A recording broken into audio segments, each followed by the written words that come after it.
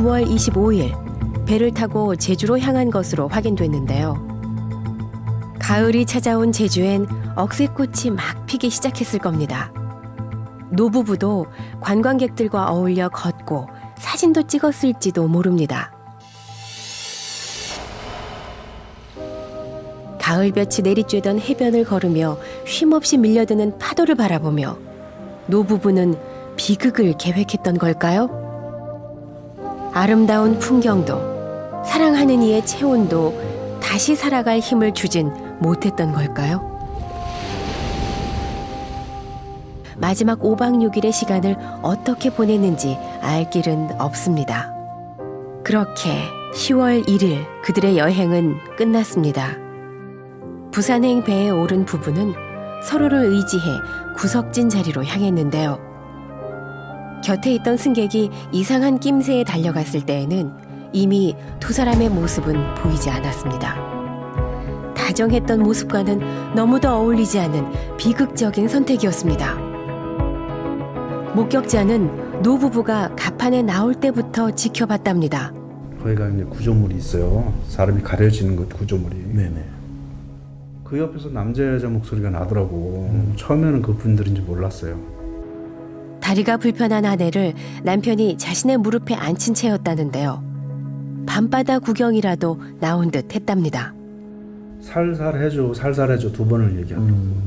근데 한 조용히 했더니만 한 5분 정도 지나니까 하는 소리 있잖아요. 숨이 막 하는 소리. 심상찮은 기색을 느끼고 달려갔을 땐 이미 상황이 끝난 후였습니다. 그런데 던졌다든가 뭐 그러고 하셨다 그러면 두 번 났을 건데 딱 한 번 났어요. 두 분이서 안고 그랬다가 생각을 한 거예요. 한 번 딱 났어요. 목격자는 부부가 함께 죽음을 결심한 듯하다고 말합니다. 마지막 순간까지도 서로를 꼭 아는 채 떠난 것으로 보이는 두 사람. 배가 종착지에 닿기도 전에 노부부의 여정은 바다 한가운데서 끝나버린 겁니다. 유서도 없이 떠난 노부부의 못다한 이야기를 기억하는 이는 없을까요? 경기도 안산에 살았던 노부부. 흐릿한 CCTV 영상 속 얼굴을 금방 알아보는 사람을 찾기는 어려웠습니다. 동네에 사람이 오거나 떠나면 가장 먼저 알아채는 곳이 신문 보급소인데요. 그런데 한 신문 구독자 명단에서 남편의 이름을 찾았습니다. 이 빨간 거는 중지시켰다는 겁니다. 상당히 오랫동안 애독해 주셨고 아주 대금도 성실히 납부해 주시고 상당히 고마운 분이 끊어졌구나 해서 속으로 좀 이제 안타까워했죠. 10년 애독자가 신문을 끄는 때는 노부부가 제주를 한창 여행하던 9월 27일이었습니다. 이름도 사라진 시기도 우리가 찾는 노부부와 비슷한데요.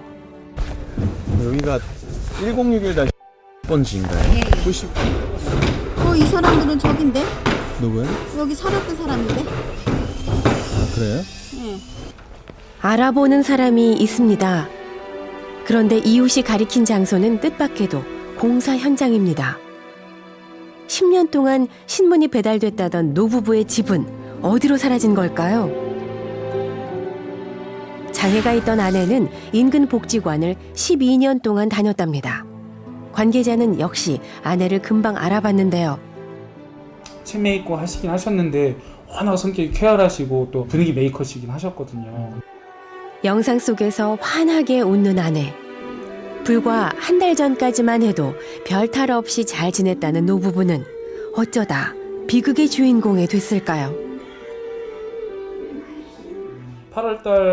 8월달까지 이제 수급자고 9월달부터 또 일반으로 이제 바뀌셨어요. 수급자 탈락이 되신 거예요. 이유는 저희도 몰라요. 9월달부터 탈락이 됐다. 네, 수급자 탈락이 되셨어요. 저희도 지금 명확하진 못 아는데 아드님이 있다 그러셨잖아요. 그러니까 아드님한테 소득이 잡히면서 아마 해지가 되지 않았을까. 노부부는 정부로부터 지원을 받는 기초생활 수급자였답니다. 그런데 따로 사는 아들의 수입이 조금 늘었다는 이유로 하루아침에 수급자에서 탈락된 건데요. 아저씨가 경공근로 하면서 계시다가 공공근로? 허리를 수술하셨어요. 아. 허리를 수술하셔서 아무것도 못 하셨어요.